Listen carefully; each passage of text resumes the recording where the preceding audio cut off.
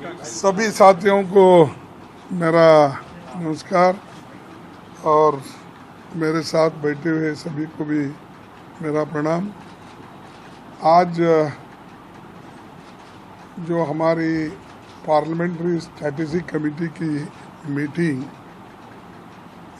हमारे कांग्रेस अध्यक्षा के नेतृत्व में हुआ और हमने वहाँ पर हर विषय पे चर्चा की और 1 घंटे तक हमने हर मुद्दे पे बातचीत की।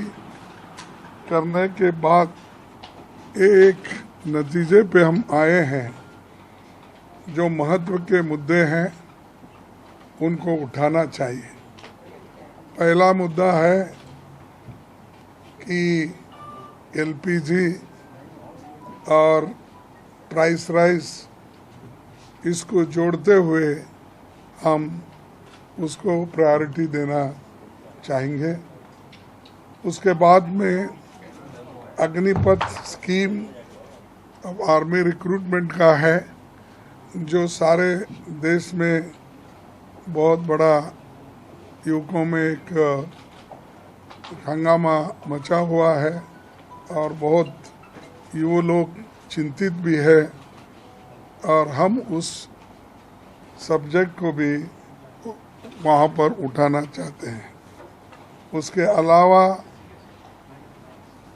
और अनएम्प्लॉयमेंट का इशू है, वो भी हम वहाँ पर प्रस्ताव करना चाहते हैं।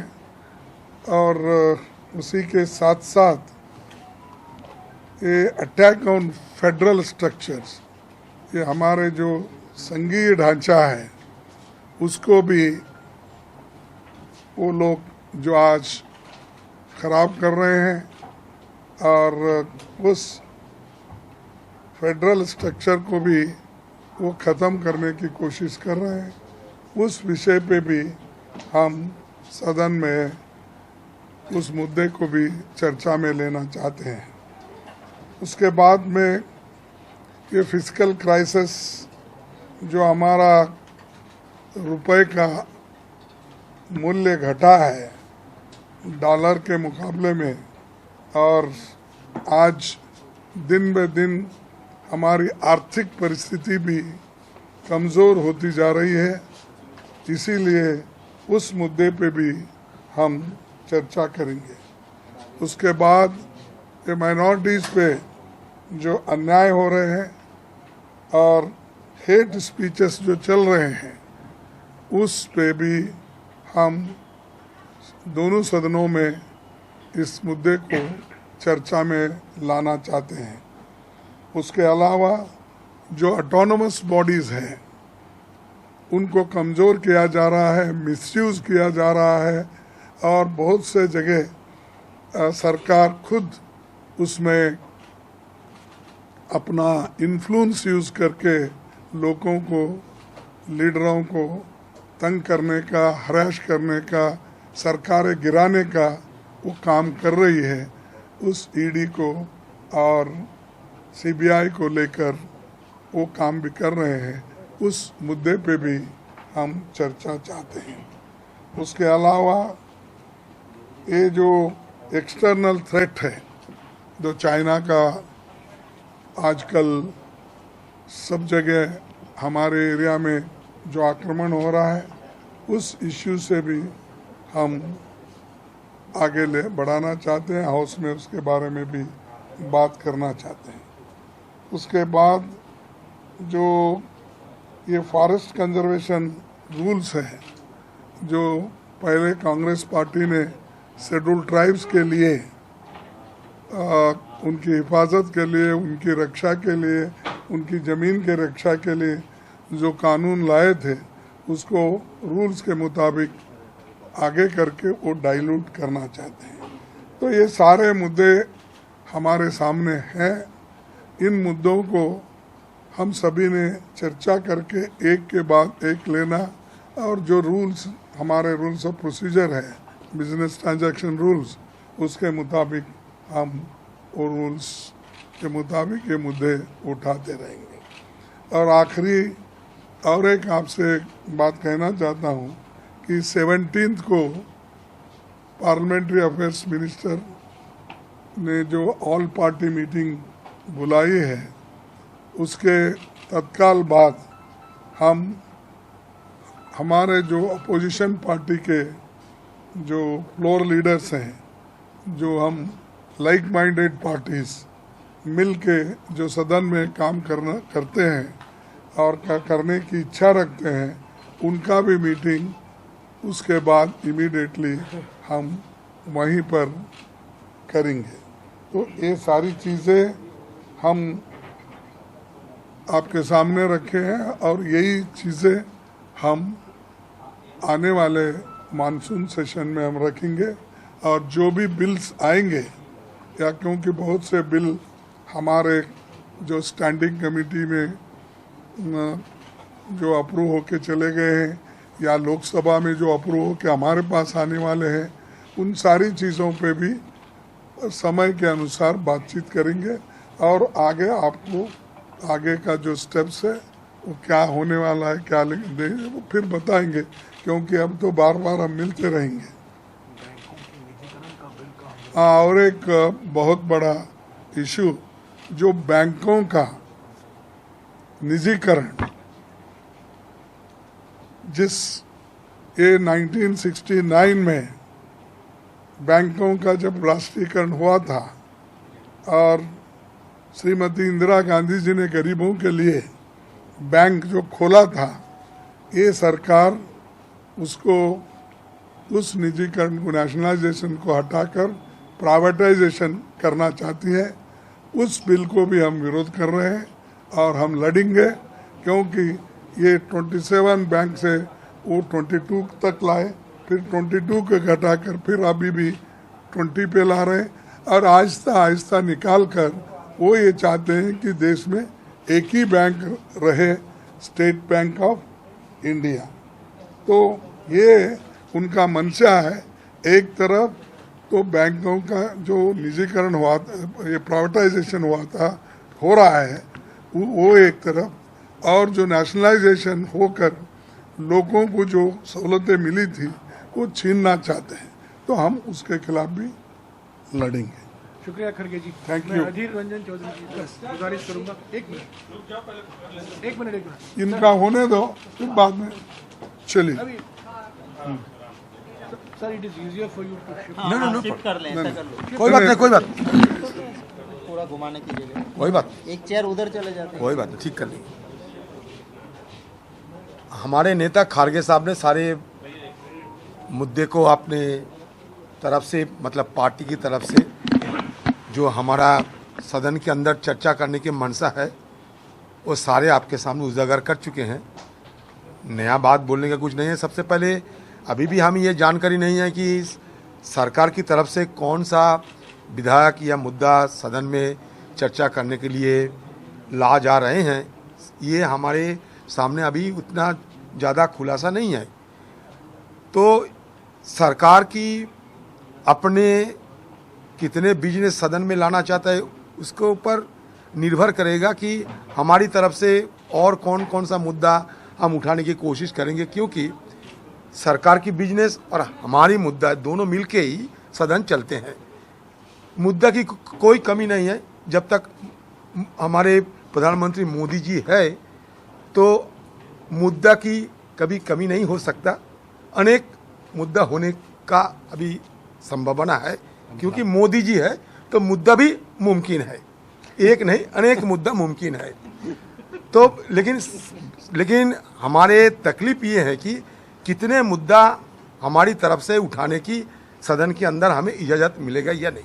सबसे ये हमारे सामने अभी सबसे बड़ा चुनौतियां है, क्योंकि जिधर से जाइए, पंजाब से लेके नॉर्थ ईस्ट से लेके, कहीं बाढ़, कहीं तनाव, कहीं श्रीलंकन इशू, कभी चाइनीज इशू, सारे हमारे देश में अभी चारों तरफ मुद्दा ही मुद्दा है।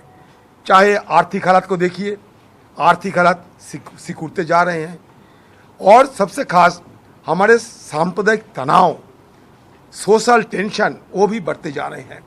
ये देश के लिए बड़ा हानिकारी होगा। एक तरफ मतलब सर से मतलब तन से सर जुदा करने की और साथ साथ मुसलमान समाज को ख़त्म करने की, ये दोनों तरफ से ये जो नज़ारा हमारे देश के सामने आज आ रहे हैं, ये हम सब चिंतित है। क्योंकि हिंदुस्तान एक बड़ा देश है, ये देश को और सशक्त करने के लिए सोशल स्टेबिलिटी चाहिए, समाज में शांति की माहौल कायम होना चाहिए। इसके लिए सदन के अंदर भी हम सरकार से ये बात रखने के लिए मांग करूंगा कि सरकार इसमें क्या सोच रही है। एक तो कॉम्युनलाइजेशन ऑफ सोसाइटी हो रहे हैं, हमारे आर्थिक हालात बिगड़ते जा रहे हैं, रोज़ाना रोजमर्रा चीज़ों की जो दाम होता है काफ़ी उसका इजाफा हो रहे हैं, तो हम किधर जाएंगे। अंदर बाहर चारों तरफ हमारी ये जो तकलीफ ये बढ़ते जा रहे हैं। तो देखते हैं, हम चाहते हैं कि सदन सही ढंग से चले, सदन में ज़्यादा से ज़्यादा कामकाज हो और ये कामकाज में हम भी शिरकत लेना चाहते हैं।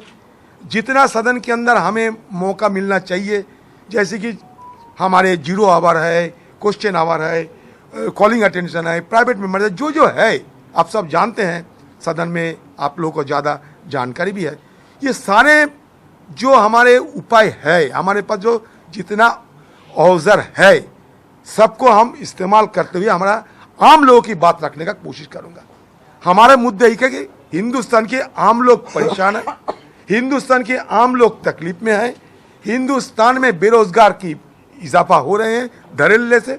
तो लोगों की तकलीफ उठाना और ये तकलीफ को सुलझाने के लिए सरकार की क्या राय है, ये सरकार की राय मालूमात करना, ये सदन में हमारा काम बनते है, फर्ज बनता है। वो काम हम करते रहेंगे, वो भी हम शांतिपूर्ण ढंग से करना चाहते हैं। सदन ढंग से चले, सारे चर्चा हो, हमारे भी बात रखने का मौका दिया जाए, सरकार भी अपने बात रखे, ये हम चाहते हैं। शुक्रिया अधीर जी। आखिर में शक्ति सिंह से मैं पूछूंगा, ये जो आज खबर निकला है, जो असंसदीय शब्द जुमलाबाजी, नाटकबाजी, ड्रामाबाजी, तो हमेशा विपक्ष भाषा इस्तेमाल कर रहा है प्रधानमंत्री और प्रधानमंत्री के सरकार को घेरने के लिए, उसको सभी शब्द को अभी अनपार्लियामेंट्री घोषित किया गया है। इस पर शक्ति सिंह जी कुछ कहेंगे। धन्यवाद जयराम जी। सबसे पहले आप सभी का स्वागत करता हूं। ये जो गला घोंटने की लोकतंत्र की आप पूरा देश जो देख रहे हैं, ये गुजरात में यही मोदी जी जब चीफ मिनिस्टर थे, मैं लीडर ऑफ ऑपोजिशन था, हम वहाँ के बिल्कुल विटनेस रहे हैं। इसी तरह से लोकतंत्र का गला घोंटा जाता था।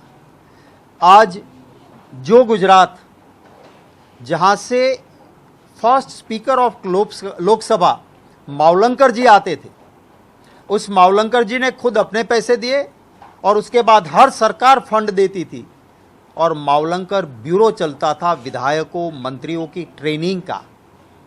मोदी जी बने मुख्यमंत्री, उस मावलंकर ब्यूरो को ख़त्म कर दिया, लोकतंत्र की ट्रेनिंग का गला घोंट दिया।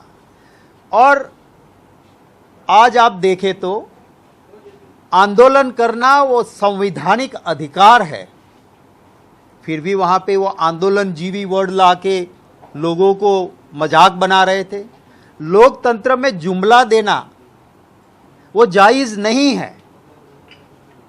और इस देश के आज के गृह मंत्री ने खुद किया कि चुनाव के वक्त हम कहते हैं ना, वो करना थोड़ा ही होता है, वो तो जुमले होते हैं।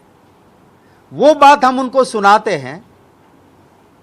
आज आप आज़ादी आने से आज तक में किसी भी असेंबली ने या लोकसभा या राज्यसभा के हमारे जो अनपार्लियामेंट्री वर्ड्स में जुमलेजीवी, जुमलेबाज, वो कभी भी अनपार्लियामेंट्री नहीं हुआ है। भ्रष्ट कभी भी अनपार्लियामेंट्री नहीं हुआ है। आप झूठ बोल रहे हो, आप नौटंकी कर रहे हो बार बार। जब यही लोग ऑपोजिशन में थे, भारतीय जनता पार्टी, कांग्रेस की सरकार थी, ये सारे लफ्ज हमारे खिलाफ यूज होते थे, तब देश की पार्लियामेंट्री प्रोसीजर या संसदीय लफ्ज में, अनपार्लियामेंट्री वर्ड में ये कोई लफ्ज नहीं लगता था इनको। ये गुजरात में भी जब हमने वाइब्रेंट गुजरात के नाम पे करोड़ों रुपया का भ्रष्टाचार हो रहा था और विधानसभा में एज ए ऑपोजिशन जब हमने कहा कि किसके साथ आपकी क्या भागीदारी है, आपकी क्या पार्टनरशिप है कि आप ये कर रहे हो, उसका पूरा तथ्य लगाया, तो गुजरात में कह दिया कि भागीदारी माने पार्टनरशिप, वो भी अनपार्लियामेंट्री वर्ड हो गया। माने आपकी किसी की अगर मिली भगत करके कर रहे हो, उसके डॉक्यूमेंट्स हम दे रहे हैं, बोले ये नहीं बोल सकते हो। तो मैं मानता हूं कि देश के इतिहास में काली स्याही से देश के लोकतंत्र के इतिहास में ये टेन्योर जो है आज का भाजपा का, उसको लिखा जाएगा। मैं तो अनुरोध करता हूं राज्यसभा के हमारे चेयरमैन साहब को और लोकसभा के स्पीकर साहब को कि आपकी प्रीमाइसिस है, यह आपका अधिकार है। गुजरात में भी इस अधिकार का हनन हुआ था। आप हमारे मेंबर्स के हितों के रक्षक हो, क्यों ये सब हो रहा है आपको भी सोचना होगा।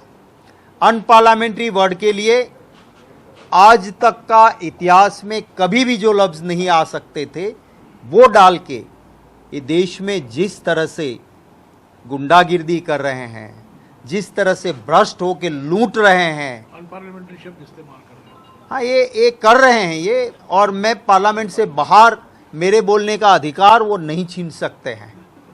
और यही हाउस के अंदर हमें पार्लियामेंट्री लैंग्वेज में जब कहते हैं, वो आज तक जायज़ था, हम कहते थे। आज उन लफ्ज़ों को भी बंद करना इस देश के लोकतंत्र का अपमान है। हम एक जिम्मेवार प्रिंसिपल ऑपोजिशन के नाते कांग्रेस अध्यक्षा सोनिया गांधी जी के नेतृत्व में जो मीटिंग हुई है, उसमें तय हुआ है कि जो जनता के अहम मुद्दे हैं, इनको हम हाउस के अंदर लोकतांत्रिक तरीके से उठाएंगे। सरकार को इन मुद्दों पे चर्चा देनी चाहिए अगर सरकार के दिल में चोर नहीं बैठा है तो। अगर उनके दिल में चोर नहीं बैठा है तो गैस के दाम पे चर्चा करें, अग्निपथ पे चर्चा करें। चाइना हमारी सरहद में घुस गया है, उनका एमपी कहता है, ट्वीट करता है, उसके ऊपर चर्चा करें। पंजाब के हालत बिगड़े हो या जहां हुए हैं, उन सब पे चर्चा करें, यही हमारी मांग होगी। आज हमने और लाइक माइंडेड पार्टी के साथ भी हम बात करके एक फ्लोर मैनेजमेंट करके आवाम के इश्यूज़ को उठाएंगे। सर, तो ये जो वर्ड्स हैं, जो अनपार्लियामेंट्री वर्ड्स है, इसकी जो लिस्ट बनाई गई है, क्या ऑपोजिशन के साथ मिलकर आप उसके अगेंस्ट में अपील रखेंगे चेयरमैन और स्पीकर के सामने ताकि रिकंसिडर किया जाए? देखिए, पहली बात तो ये है कि जब भी ऐसी चीज़ें होती है तो उसके लिए बाकायदा सभी पार्टी के साथ मशवरा होता है। मैं गुजरात से आता हूँ, गुजरात की ये परंपरा रही थी कि अगर असेंबली के कानून में भी कोई बदलाव करना है तो पहले सभी पार्टी के लीडर्स के साथ बात होती थी, स्पीकर बुलाते थे, उसके बाद वो रूल्स कमेटी को जाता था, और अगर यूनेनिमिटी नहीं होती थी, माने एक भी मेंबर कहता था कि नहीं ये बदलाव नहीं हो सकता है, तो नहीं होता था। अनपार्लियामेंट्री वर्ड्स भी उसी तरह से तय होते थे। किसी को ख्वाब आ गया कि अब ये जुमलेबाज साबित हो गए देश में, तो आप जुमलेबाज अंदर नहीं कह सकते हो, ऐसे नहीं होता है। हमने अनुरोध ये पब्लिक प्लेटफॉर्म से भी कर रहे हैं, और जैसा कि हमारे मुख्य सचेतक जी ने कहा, हम ऑफिशियल भी चेयरमैन साहब को और स्पीकर साहब को ये ज़रूर गुजारिश करेंगे कि ये परंपरा नहीं है। हाँ रवि, क्या लगता है कि वजह क्या है कि इस शब्दावली को हटाने की वजह क्या लगती है आपको? पर्टिकुलर जो शब्द जो इस्तेमाल हो रहे थे या उनका नाम और उसके इस पर लिखा था? देखिए, सच जब चिपकता है तो भाजपा वाले घबराते हैं। ये सच था, ये जुमलेबाज है, उसको चिपक रहा था, तो इसलिए जो पार्लियामेंट्री वर्ड है उसको भी अनपार्लियामेंट्री करार दिया है। सर, चूंकि 17 तारीख को बैठक होने वाली है आपकी सत्ता पक्ष के साथ, आप सब लोग उसमें रहेंगे, प्रधानमंत्री भी उसमें रहेंगे, तो क्या ये मुद्दा उस बैठक में? नहीं, प्रधानमंत्री कहाँ बैठेंगे? प्रधानमंत्री कहाँ आते हैं? ये उनको आना चाहिए। अब ये तो आते नहीं ऑल पार्टी मीटिंग। प्रधानमंत्री नहीं आते हैं। प्रधानमंत्री आखिरी में 2-3 मिनट में आते हैं, करते हैं, फोटो आपके लिए आते हैं। खरगे जी से पूछिए ना, यूजुअली क्या होता है, पहले तो प्राइम मिनिस्टर बैठते थे, लेकिन अब के प्राइम मिनिस्टर सिर्फ ये सेंड ऑफ होता ना वैसा Ceremonial सारे presence. डिस्कशन होने के बाद वो आखिरी में आएंगे, सबके साथ एक फोटो खींच लेंगे, फिर वही बहुत बढ़िया आप लोग भी छापते हैं, ठीक है, लेकिन वो आखिरी में आते हैं, अपने शब्द बोलते हैं, दूसरे किसी का शब्द वो सुनते नहीं और सुनना भी नहीं चाहते, तो वो डिस्कशन क्या होता है? तो इसीलिए यही तो गड़बड़ी है ना। अगर वो वहाँ बैठ के सुन के ये हो सकता है, ये नहीं हो सकता है, आप इस विषय पे चर्चा कीजिए, हम उसको मौका देंगे। ये बात ही वहाँ पर नहीं होती, इसीलिए वो प्रधानमंत्री जी सिर्फ आखिरी में आते हैं, चले जाते हैं। हाँ जी, अब जुमलेबाजी और गिरवी जैसे शब्दों पर पाबंदी असर ये कर दिया गया है, तो क्या उसका इस्तेमाल आप लोग करेंगे या फिर उसके बदले जुमलेबाजी का ठग करते रहेंगे। हम जरूर करते रहेंगे। ये अनपार्लियामेंट्री गलत तरीके से तय किया गया है, अनपार्लियामेंट्री हो नहीं सकता है। हम उसके ऊपर अपील भी करेंगे, हम जो जहां लड़ सकते हैं वहां उसके लिए लड़ेंगे। देखिए एक मिनट, एक मिनट, देखिए पार्लियामेंट का एक पब्लिकेशन भी है, कौन से शब्द इस्तेमाल करना, कौन से शब्द इस्तेमाल नहीं करना, और उसी के तहत हम बात करेंगे। इन्होंने अगर नया कुछ लाना चाहते हैं तो जैसा कि हमारे शक्ति सिंह जी ने बोला कि मीटिंग बुलाकर सबसे पूछ के चर्चा करके उसके बाद निर्णय लेना चाहिए। उसके बजाय वो जो एग्जिस्टिंग अब हमारे पास किताब है शब्दों का, कैसा प्रयोग करना, क्या करना, उसको छोड़ के अगर ये करना चाहते हैं तो ये ठीक नहीं है। हम उठाएंगे, बार बार बोलते रहेंगे, वो बार बार निकालते रहेंगे, देखेंगे। एक मिनट आप सुप्रिया आ रहा हूं। इसमें ये भी कहा गया है कि ना सिर्फ जुमला जीवी बल्कि कोविड स्प्रेडर एंड स्नूकेट जैसी जो शब्द भी हैं इनका भी इस्तेमाल नहीं किया जाएगा, करप्ट का भी इस्तेमाल नहीं किया जाएगा। इसको आप किस तरह देखेंगे? ये तो पूरे के पूरे मुद्दे आप लोगों ने पहले उठाए हैं। देखिए, पहली बात तो ये है कि जब प्रोटोकॉल था कि मास्क पहनना चाहिए, तब भी प्रधानमंत्री मास्क नहीं पहनते थे, आसपास वाले सारे लोग मास्क पहनते थे। तो ये कोविड स्प्रेडर कौन था? अब उनको लगता है कि मैं ही कोविड स्प्रेडर हूं, पर पार्लियामेंट में अब मुझे कोविड स्प्रेडर नहीं कहोगे। तो ये सारे वर्ड्स जो लगाए गए हैं वो इनको चिपक रहे थे, उन्हीं के लिए थे। तो उन्होंने ये किया है, मैं ही चोर, मैं ही पुलिस, मैं ही कोतवाल, ऐसा चलाना चाहते हैं।